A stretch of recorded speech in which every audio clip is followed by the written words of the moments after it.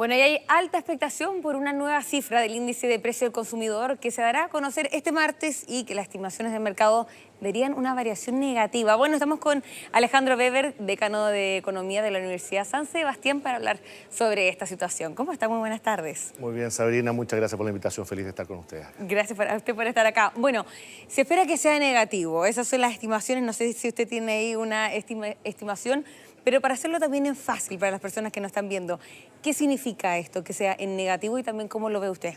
Sí, bueno, lo primero es que la inflación lamentablemente ha sido tema en la mesa de los domingos durante los últimos años, Sí. después de la pandemia, los retiros previsionales, y que ha generado que el costo de vida nominal en los últimos 5 años haya aumentado más o menos un 35%, Sabrina. Eso que en simple significa que si en promedio comprábamos un producto a 1.000 pesos, hoy día lo estamos comprando a 1.350 pesos. Pero la buena noticia es que la tarea del Banco Central, un órgano autónomo, que es precisamente controlar la inflación, ha dado buenos resultados y hoy día bajamos de la inflación que teníamos el año 2022 de cerca del 13% anual a un promedio en torno al 4,4% hoy día. En lo que va del año, llevamos acumulado 2,4%, eso incluye el IPC de mayo. Y vamos a conocer mañana el resultado del IPC de junio. Y las estimaciones del mercado oscilan entre un 0%, es decir, nos quedamos igual en términos de inflación que el mes anterior, y un menos 0,3%. Pero sin embargo, lo que seguramente va a ocurrir es que el mes de julio vamos a volver a tener un alza y el mercado oscila entre un 0,4 y un 0,7% de crecimiento. Con todo, es importante tener la película completa, porque los meses van variando y varían dependiendo de distintos resultados, ¿no? El Banco Central, en su último informe de política monetaria, bajó un poquito la proyección de inflación para el cierre de año y nos dice, mire, en vez de 3,8%, vamos a estar en 3,7%. Eso es mucho mejor que lo que teníamos años anteriores, pero todavía nos falta un poquito para llegar a la meta del 3% en el costo total de los bienes y productos que consumen las familias chilenas. Sí. Ahora, me interesa hablar de lo que viene para el mes de julio, ¿no? Pero este mes de junio, ¿por qué se da esta, 0% o que sea negativo? ¿Cuáles son los principales factores para que finalmente lleguemos a esa cifra? Sí, el principal componente que hace que las proyecciones estén en torno al 0% o levemente negativo es por los ahorros o los descuentos que se generaron en el cyber del mes de junio. Y eso está marcado entonces también por el cyber. Fundamentalmente. Entonces los descuentos que se generaron en ese contexto hicieron que el total de los precios cayera y por lo tanto debiéramos tener una variación prácticamente nula. Sin embargo, lo que vamos a tener después, Sabrina, es que el incremento en las tarifas eléctricas, las cuentas de la luz y otros consumos va a hacer que vuelva a subir la inflación. Algo que es importante para quienes nos están viendo hoy día es que, de no ser por los incrementos en las tarifas eléctricas en general, nosotros hoy día tendríamos una inflación cercana al 3%. Es decir, la meta del Banco Central, a lo que ha estado acostumbrado Chile siempre antes del estallido social y la pandemia. Son los incrementos en las tarifas eléctricas el principal componente que explica que todavía no estemos en torno a la meta del Banco Central. ¿No hay un punto que el mercado ya asimile, ¿no? Las tarifas no llega a ese punto? No, en este caso porque es una situación real y concreta, ¿no?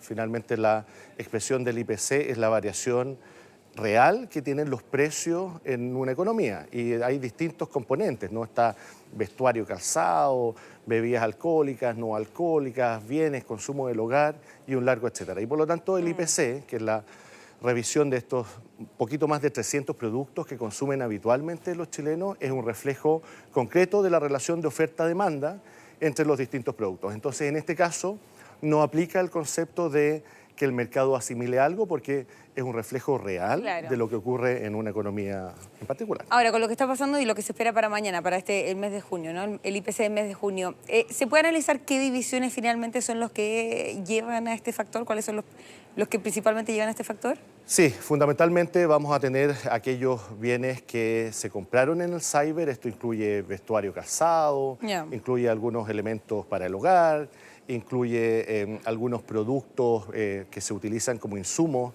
para, por ejemplo, la construcción, etcétera, etcétera. No debieran tener variaciones negativas en general, los servicios. ¿Cuáles son servicios? Por ejemplo, servicios educacionales, servicios financieros, los servicios de salud.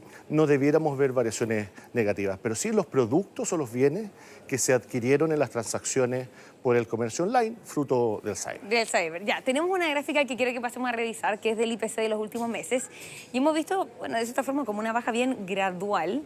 Y ahí uno, cuando se lo explica a las personas, dicen, yo no noto este impacto en mi bolsillo. ¿Cómo se entiende esa situación? Sí, y está bien que las personas sientan que, o sea, es explicable que esto no llegue a los bolsillos de manera directa, porque lo que estamos viendo en este gráfico es la variación mes a mes. Claro. ¿No? Entonces, 1,1% de incremento en enero. Después vemos que baja a 0,4%.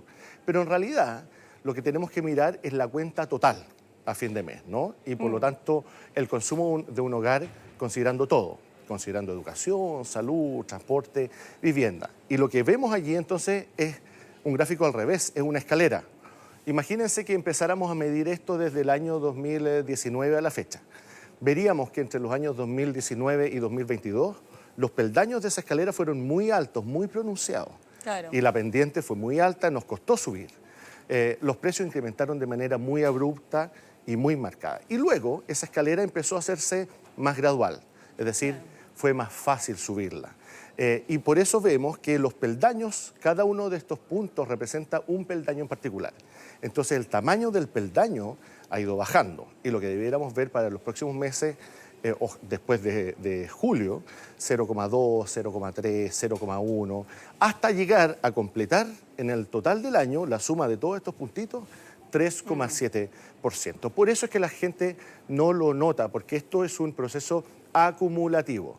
Y cuando yo voy subiendo cada uno de estos peldaños, es muy difícil volver a bajar, es muy difícil tener inflación negativa. Eso ocurriría si es que tuviésemos acá, en el mes de junio, un dato negativo y veríamos que el peldaño hace que la escalera baje. Claro. Pero lo importante al final del día es cómo incrementan los precios en total durante el año y si mis salarios, mis remuneraciones aumentan al mismo nivel. ¿Y qué es lo que ha pasado? Que el índice de incremento real de las remuneraciones, es decir, cuántas de aquellas aumenta por sobre la inflación. Por ejemplo, un incremento real sería que si en mayo subió 0,2%, que mi remuneración aumente 0,3%. Claro. Eso significa que estoy por encima. Pero en general, para la mayoría de las familias eso no ocurre. ¿Por qué? Porque más del 50% de los empleos están en las pymes y las pymes no han tenido caja para aumentar los sueldos de los trabajadores por sobre el costo de la inflación. Ya, bien interesante ese punto porque es la pregunta que más nos llega, ¿no?, en torno a este tema. Ahora, le quería preguntar, eso sí, por ejemplo, ¿eventualmente esto podría incidir a que la UEF baje? La UEF, y es una muy buena pregunta, es un espejo perfecto de la inflación.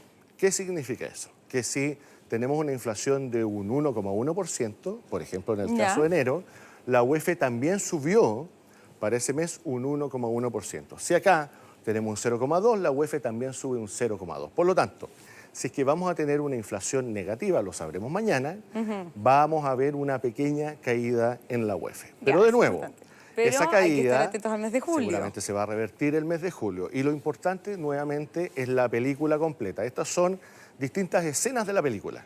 Claro. Pero la economía en general se moviliza por años calendario. Por lo tanto, tenemos que ver al final del año si se va a cumplir el pronóstico del 3,7% de inflación, que en este caso yo creo que es un poquito auspicioso. El mercado prevé, Sabrina, que va a ser un poquito más que eso, que va a estar en torno al 4% y que el año 2026 vamos a volver a la meta del Banco Central. Ya, preocupante esa cifra. Y mes de julio, entonces dice que va a haber esta alza principalmente por la tarifa eléctrica. ¿Hay otros factores que eventualmente podrían incidir? Estaba viendo y me acordé, por ejemplo, las bencinas. Estaban 6 semanas a la baja, hace poco tuvimos una alza importante, cerca de 27 pesos. No sé si eso también eventualmente puede influir, me imagino que quizá en el mes de junio. Sí, también hay un componente de las bencinas, pero fundamentalmente las mayores alzas van a ser por tarifas eléctricas. Recordemos que si no hubiésemos tenido el incremento de cerca de un 50% de las cuentas de la luz desde mediados del año pasado, hoy día estaríamos con una inflación en torno a la meta del Banco Central del 3%. Por eso es que es tan importante, en términos de política pública, Sabrina, ponernos al día con las cuentas impagas. Este retardo que tuvimos como país en asumir la deuda que teníamos con el sistema eléctrico después de la pandemia hace que todavía no estemos en torno a la meta del Banco Central. Y también tenemos que ver algunos elementos en los próximos meses. Por Claro. ejemplo, la guerra arancelaria, que es Quiero algo tocar que ese ya tema está con sobre la usted, mesa sí. y tenemos que ver si es que va a tener una repercusión en los precios. Probablemente sí, más marginal para Chile, pero vamos a tener un efecto sobre mayor presión en los Quiero precios. ir a eso, pero antes le quiero preguntar, porque Muy también bien. nos han preguntado mucho sobre esto. Las tasas de interés, ¿eventualmente se podría ver una variación en los próximos meses? Ah, ya. Esa otra pregunta súper interesante. La tasa, tenemos dos grandes tasas de interés, ¿no? La de los créditos largos y la de los créditos cortos. Los créditos largos, por ejemplo, los créditos hipotecarios. Esa tasa depende fundamentalmente de la situación macroeconómica del país. Que hoy día tengamos una tasa más alta de lo que quisiéramos depende fundamentalmente de la crisis financiera que se generó después de los retiros de los fondos previsionales. ¿Por qué? Claro. Porque tomamos un 25% de los ahorros que están en el mercado de capitales y lo trasladamos a consumo, es decir, esa plata se gastó. Eso generó mucho riesgo y hace que hoy día las tasas hipotecarias sean muy altas. Pero, por el otro lado, tenemos las tasas de los créditos cortos. Esas tasas dependen del Banco Central. Y el principal instrumento que ha tenido el Banco Central, que ha hecho una muy buena pega para controlar la inflación, Ya. ha sido subir la tasa de interés de los créditos cortos. Hoy día está en un 5%, la tasa de política monetaria. Y tenemos que ver en la próxima reunión del Banco Central si es que va a bajar la tasa. El Banco Central, si vislumbra que la inflación va a seguir siendo contenida, va a ir bajando y vamos a alcanzar la meta que ellos se proponen, Claro. seguramente vamos a tener una caída en la tasa. Algunos pronostican que en la siguiente reunión vamos a bajar en 25 puntos base, es decir, desde 5% a 4,75% para llegar a fin de año a una tasa en torno al 4,5%, lo que se considera normal o estable o nivel neutro para nuestra economía. Ya. Quiero ir ahora al tema arancelario. Para las personas que nos están viendo también, poner un poco en contexto. Donald Trump dijo que los países que se alineen, ¿no?, con los países que estaban en la cumbre de BRICS, les va a poner un 10% arancelario. El canciller de nuestro país dice que, a su juicio, no nos va a tocar a nosotros, está bien tranquilo. ¿Cómo ves tú ese escenario? Sí, es un escenario, no es el que quisiéramos. En términos muy resumidos, se está cumpliendo el plazo autoimpuesto por los Estados Unidos. Claro, que Que finaliza fueron mañana, si estos no me 3 equivoco. meses más Sí. o menos de esta ventana para definir finalmente cuáles son los aranceles que van a tener todos los socios comerciales de Estados Unidos. Chile, recordemos que tiene un arancel prefijado del 10%. Claro. ¿Por qué se Que era fijó la más para Chile? baja Que que era la más todos los baja. países, sí. ¿Por qué se fijó para Chile este 10%? Porque Estados Unidos dice, mire, ustedes como país en Chile han incumplido algunos compromisos de nuestro Tratado de Libre Comercio. Claro. Entre ellos, no están protegiendo suficientemente bien las patentes de propiedad industrial de, por ejemplo, las farmacéuticas. Eso por un lado. Y por el otro lado están diciendo, mire, usted aprobó una reforma de pensiones que incluye una licitación de stock Claro. de afiliados. Esa licitación de stock de afiliados lo que hace es que pone en riesgo la rentabilidad y los ahorros de los trabajadores. Como esa reforma de pensiones pone en riesgo en este componente, entonces yo a usted le voy a imponer una tarifa no arancelaria del 10%. El problema es que eso va a afectar significativamente a algunas industrias chilenas que están altamente expuestas al mercado norteamericano, como por ejemplo el salmón. La industria del salmón es la segunda de importancia en Chile, después de la minería. Y esa industria exporta más de 6.500 millones de dólares. En un estudio que hicimos en la Universidad de San Sebastián, Sabrina, muestra que si esto permanece, una industria como la del salmón podría tener un perjuicio de 1.500 millones de dólares. Tenemos que ir a una pausa. Ahora, Bueno, seguimos en esta conversación. Estamos con Alejandro Weber, decano de Economía de la Universidad San Sebastián, donde estamos hablando, bueno, aparte del IPC que se va a dar a conocer mañana, sobre esta cumbre BRICS. El presidente de Estados Unidos, Donald Trump, dijo que iba a poner un 10% arancelario a todos los países que se alineen, ¿no?, con los países participantes de esta cumbre BRICS. El canciller dice que él no se siente aludido porque nosotros fuimos como invitados, pero ahí estábamos profundizando tu mirada, ¿no?, en torno a esta situación y si eventualmente nos puede perjudicar a nosotros o no. Sí, mi impresión, Sabrina, es que participar en esta cumbre es un riesgo completamente innecesario para Chile. ¿El presidente no debió haber participado? Yo creo que no debió haber participado. Yo entiendo que eso alude más bien a las convicciones personales del presidente, pero es una alianza que en términos generales no contribuye al desarrollo de Chile. Y hoy día los gobiernos tienen que tomar una decisión.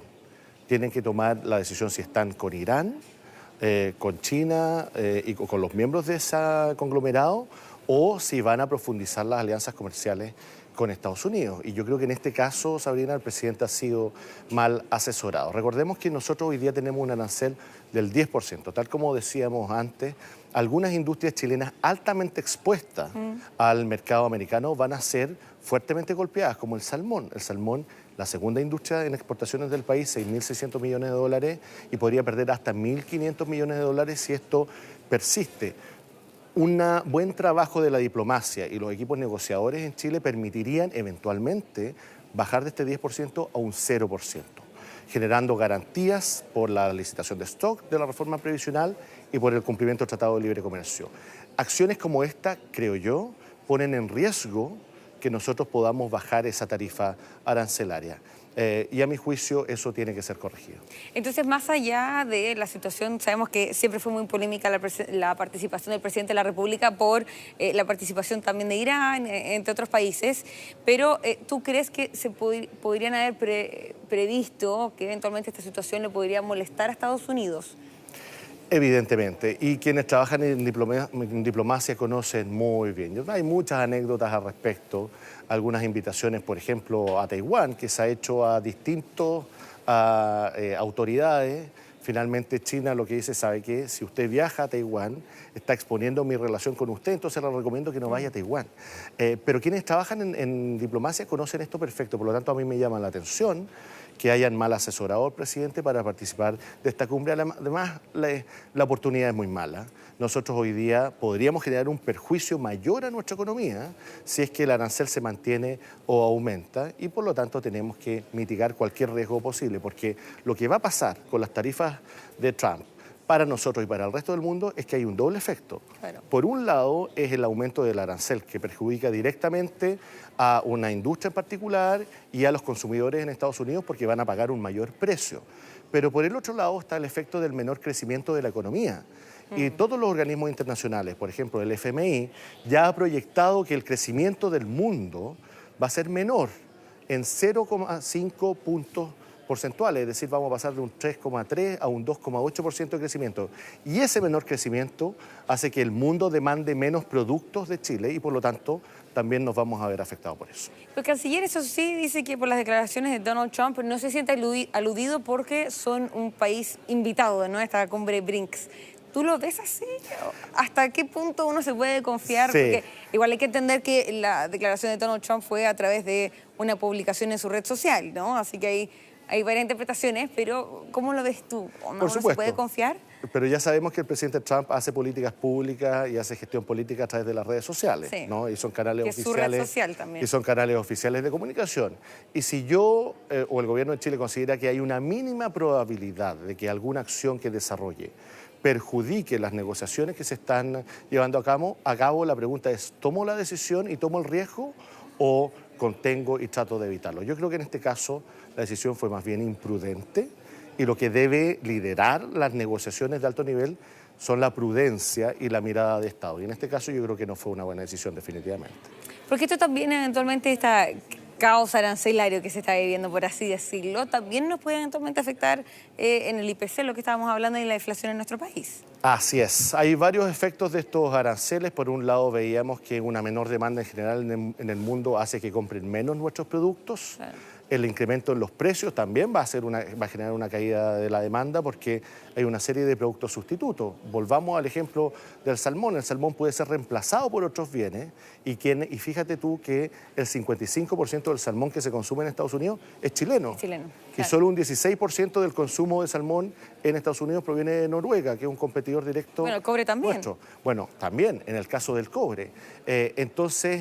Y por el otro lado, nosotros también se va a generar un impacto seguramente inflacionario en nuestro país más acotado, pero el propio Banco Central ha dicho tenemos que tomar esto con mesura y tenemos que ver cuál va a ser el impacto finalmente de las tarifas. Así como en el IPC hemos tenido mucha volatilidad, claro, también por las decisiones del gobierno de Estados Unidos hay mucha volatilidad en la economía y tenemos que ver cuál va a ser el resultado final de este proceso arancelario. Bueno, esperamos contar contigo cuando tengamos más detalles sobre esto para también seguir analizando esta materia. Alejandro Weber, muchísimas gracias por esta entrevista. Muchas gracias, Sabrina, por la invitación.